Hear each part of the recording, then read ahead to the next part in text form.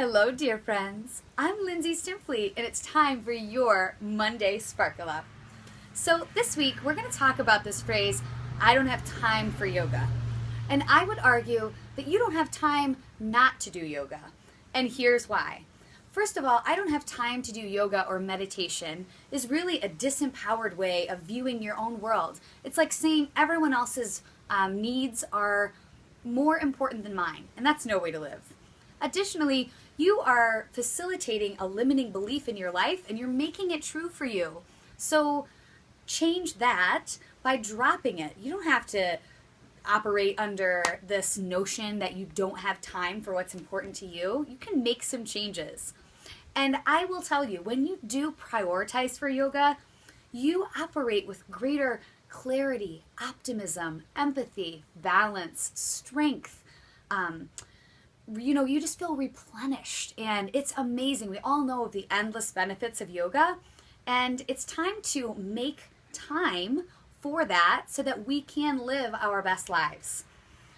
So I've never ever left a yoga class feeling like, well, that was a real waste of time, and I've never ever known anyone else who believed that to be true. So it's a great thing to prioritize in your world and make time for you.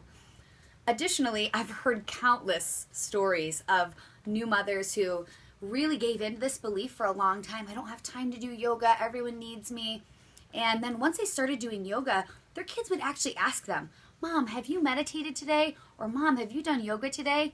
Because those kids intuitively know, and based on their mom's behavior, they know that when their mother is more balanced and has given to herself, they get their mother back. So I just would ask you to consider that as we continue to move through this topic, that you are your best self when you are making time for what's important to you.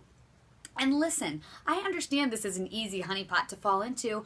I have done it lots and lots of times, and it's something I still wrestle with. So I'm kind of putting myself on blast by saying this right now. I am really facilitating some public accountability, because I've been saying this in the last couple months as well, and it's time for me to change my behavior. So, what does it take to change? It really requires commitment. Commitment to yourself and your highest priorities. But I will say that with that commitment comes very rich rewards.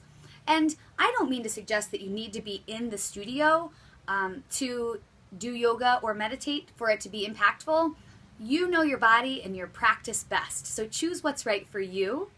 But I hope that you will drop the disenfranchising belief that you don't have time for yoga.